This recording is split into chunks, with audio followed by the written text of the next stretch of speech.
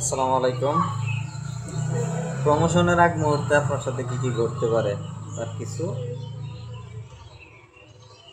সংক্ষিপ্ত ধারণা আমি আপনাদেরকে আজকে দিয়ে দিই।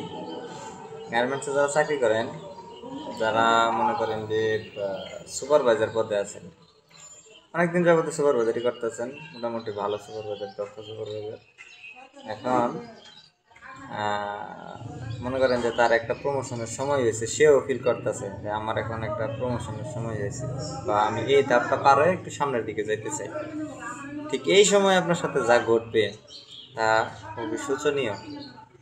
কেন দেখেন, যদি আপনি ধরেন রানিং যে ফ্যাক্টরিতে চাকরি করতেছেন সুপারভাইজার হিসেবে, এজ এ সুপারভাইজার আপনি রানিং ফ্যাক্টরিতে, এখন এখানে স্যারেরাও চিন্তা করতেছে যে আচ্ছা ঠিক আছে, ধরেন একজনের নাম হচ্ছে ধরেন আকরাম, ধরেন যে আকরাম সাহেবের এখন সুপারভাইজার অনেক দিন ধরে সুপারভাইজারই করতেছে। এখন ধরেন আমি একজন আই ম্যানেজার বা প্রোডাকশন ম্যানেজার। এখন আমি ফিল করলাম যে না, ও তো এক লাইনের জন্য নয়, ওর তো যে অভিজ্ঞতা হয়েছে ওরে 5 লাইন বা 4 লাইন দেওয়া যায়।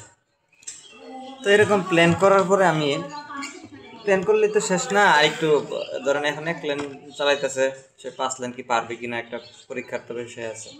ঠিক সেই মুহূর্তে আকরাম সাহেবের সাথে যা ঘটবে তা যদি আকরাম সাহেবের পজিটিভলি নেয় তাহলে অবশ্যই তার প্রমোশন হবে, আর যদি সে পজিটিভলি না নেয় তাহলে কিন্তু তার প্রমোশন আটকে যায়। যেমন ধরেন তার লাইনে হঠাৎ করে ধরেন যে 28 জন মেন পাওয়ার দিয়ে প্রতিদিন সে কাজ করে, অন্যান্য লাইনে 30 জন দিয়ে করে, কিন্তু সে 28 জন দিয়ে করে। সে ভালো সুপারভাইজার, সে তার দক্ষতা অনেক বেশি। এখন সে 2 জন কম দিয়ে করে। ঠিক এই সময়টাতে যখন তার প্রমোশন হইব, এই সময়টাতেই আই ম্যানেজার স্যারে চিন্তা করবো যে আচ্ছা এই হেল্পারটা না দিলেও তো চলে, বা এই অপারেটরটা এদিকে একটা লোক কম দিয়া 5 জন আছে, এই জায়গায় 4 জন দিলেই তো পর্যাপ্ত পরিমাণে টার্গেট যেটা হয় সেটা হওয়ার কথা। এখন সে যদি এটা চিন্তা করে যে না, যে আমার 5 জনের মধ্যে 5 জনই লাগবো, আমি কম কেন নিব, অন্যান্য লাইনে যে 6 জন, আমার লাইনে 5 জন আছে, এতে আরেকজন কমাই দিব, আমি এটা মানতাম না। তখন কিন্তু তার কি হইলো, তার প্রমোশনটা কি আটকে গেল। কিরকম আটকে গেলো জানেন? কারণ এটা কিন্তু তার জন্য একটা চ্যালেঞ্জিং ছিল যে 5টা লাইন চালাইতে কি পরিমাণ দক্ষতার প্রয়োজন। 5টা লাইন যখন সে দাঁড়াইব, 5টা লাইনে পাঁচ জায়গায় সমস্যা না, 20 জায়গায় সমস্যা থাকবে, একসাথে থাকবে 20 জায়গায় সমস্যা। এখন এই 20 জায়গার সমস্যা তার মাথায় ওয়েটটা নেওয়ার মতো ক্ষমতা তার আছে কিনা সেটা আগে জানতে হবে। কারণ 20টা জায়গায় সমস্যা একসাথে আছে, এদিকে টেকনিক্যাল সমস্যা, ওইদিকে কোয়ালিটি সমস্যা, ওইদিকে একটা না একটা প্রবলেম আছে, মেকানিক্যাল সমস্যা, স্টোর সমস্যা, কাটিং সমস্যা, গ্যাপ আছে। তো এখন এই সকল সমস্যা কিন্তু তার মাথায় ওয়েটটা নিতে হবে, নিয়ে এবং সঠিক সময় সঠিক সিদ্ধান্তটা দিতে হবে। এটাই হচ্ছে একজন এক্সিকিউটিভের কাজ। আর হইতেছে একজন সুপারভাইজার তো ধরেন যে একটা প্রবলেম হয়েছে, সে তার সিনিয়ররা ইনফর্ম করলো যে বস আমার তো এই ধরেন ইনপুট নাই, আমার তো ইনপুট নাই, বা এই ইয়ারে ফোন দিল, কাটিং যে ইনপুট সুপারভাইজার আছে, ইনপুট সুপারভাইজারের ফোন দিয়ে কইলো যে আমার ইনপুট নাই, ইনপুট দেন, ইনপুট দিতেছে না, 2-3 ঘন্টা দিতেছে গা। তখন তো সে যে সবার কাছে ইনফরমেশন দিয়েই তার কাজ শেষ, খালাস না। কিন্তু যারা এক্সিকিউটিভ থেকে ম্যানেজমেন্ট স্টাফ আছে, তাদের কিন্তু ইনপুটটা গুছাই আনতে হয়, কী জন্য নাই, কেন নাই, এটা বুঝে তারপরে আনতে হয়। তো এইটা কিন্তু একদিনের অভিজ্ঞতাই হবে না, বা 2-5 বছরের অভিজ্ঞতায় সেটা হবে না। এটা করার জন্য অনেক অনেক স্ট্রাগলের প্রয়োজন। কারণ এই যে 5 জনের জায়গাতে যে একজন মাইনাস করছে, এতে কিন্তু লাইনের আহামরি ক্ষতি হওয়ার কোনো কথা না, যদি তার দক্ষতা থাকে ওরকম।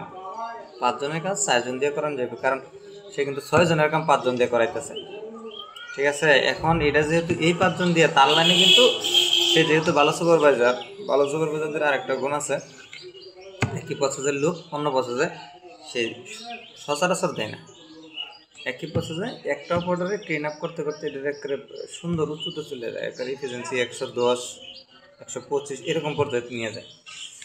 তো এখন যেহেতু সে 5 জন অপারেটর অনেকদিন যাবত এখানে কাজ করতেছে, একজনের গ্যাপ তারা 4 জনে কিন্তু পূরণ করতে পারবো, যদি সে পজিটিভলি সবাইকে কী করতে পারে, মোটিভেট করতে পারে। আর যদি এটা না পারে তখন কিন্তু তার জন্য বাধা।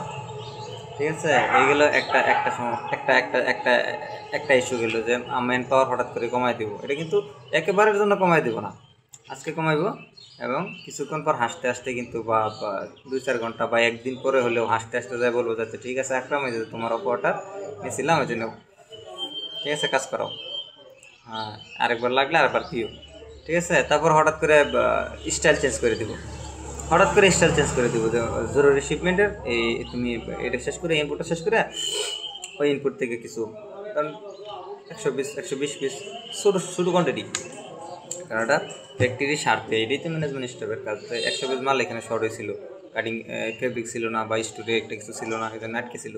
এখন এই মালটা কোথা থেকে সেলাইবো, যে কোনো একটা ভালো সুপারভাইজার লাইন থেকে সেলাই করাবো।